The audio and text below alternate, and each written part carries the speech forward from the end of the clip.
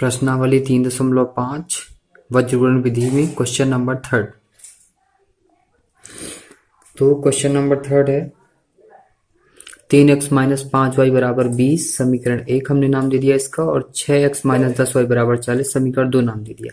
इसके बाद जैसा कि मैंने बताया था कि x के गुणांक को a1 समीकरण 1 में, y के गुणांक को b1 और ये अचर राशि को c1। इस तरह समीकरण 2 में x के गुणांक को a2, y के गुणांक को b2 और जो अचर राशि है उसको क्या कर देंगे अपन c2।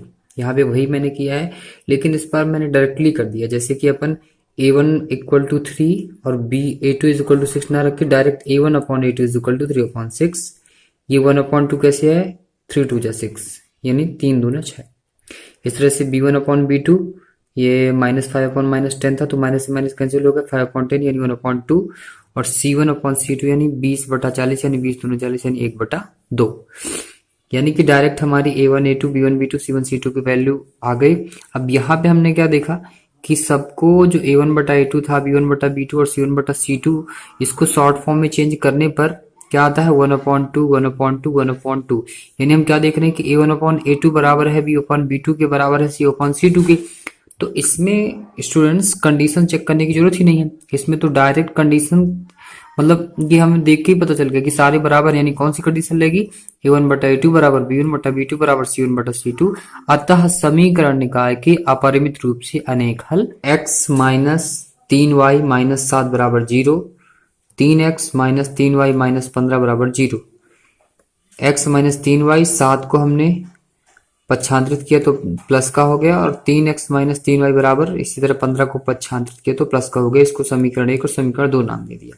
इसके बाद क्या किया, फिर से निकाला a1/a2 यानी a1 यानी जो x का गुणांक है समीकरण 1 का, ये तो x का गुणांक कुछ नहीं है तो 1, a2 समीकरण 2 के x का गुणांक तो ये 3 हो गया। इसी तरह b1/b2 तो b1 का मान कितना है -3 है, और b2 यानी समीकरण 2 के y का गुणांक है -3, तो यहाँ पे देखिए -3/-3 ये मैंने कट कर दिया है एक्चुअली, क्योंकि वो 3 से 3 कट हो जाता है ना, बट कोई नहीं, आप चाहो तो बाद में कर सकते हो। यहीं पे c1/c2 7/15 ये चीज। अब इस समीकरण को देख के क्या मिला हमको ये मिला कि जो a1/a2 का मान है वो b1/b2 के मान के बराबर नहीं है ना, तो वो लिख दिया हमने।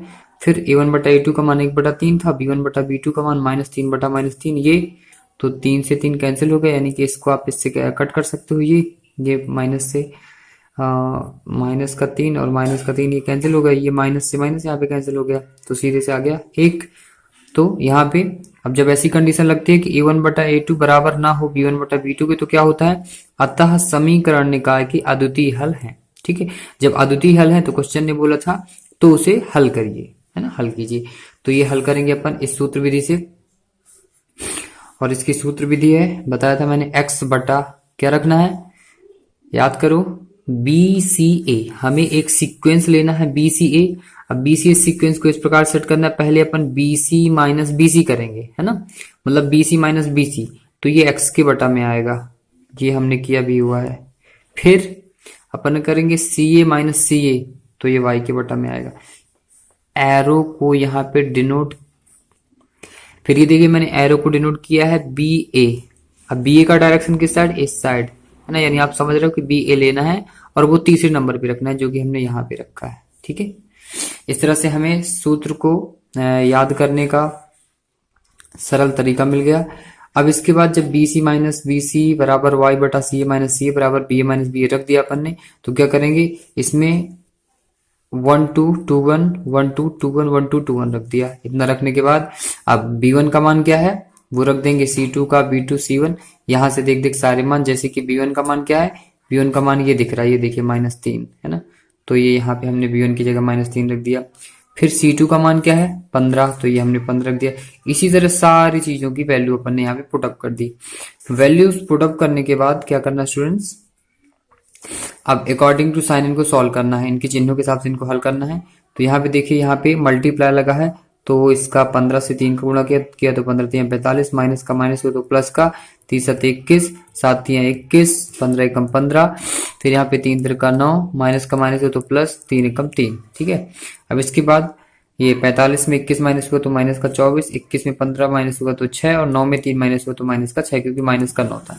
इसके बाद करना क्या है, इसको हमें इसके साथ रखना है, तो x बटा 24 ये हो जाएगा आपका x बटा 24 बराबर 1 बटा माइनस, यानी कि हमने ये बराबर ये रखा, इसके बाद तिरक गुणा किया। यहाँ पे देखिए थोड़ा सा मैंने डायरेक्ट कर दिया, इस माइनस को इस माइनस के साथ कैंसिल कर दिया और इस 6 4 24 यहीं पे कट कर दिया, तो अपॉन में 4 आ गया और इसके अपॉन में 1 लेफ्ट, 1 रिमेनिंग पार्ट है ना, तो x बन जाए x इज इक्वल टू 4 बन जाए 4। ये क्रॉस मल्टीप्लीकेशन के बाद x इज इक्वल टू 4 मिला हमें।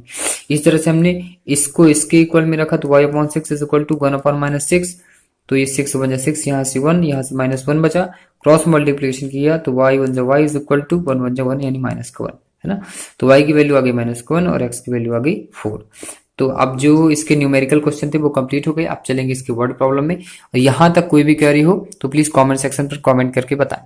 Thank you so much.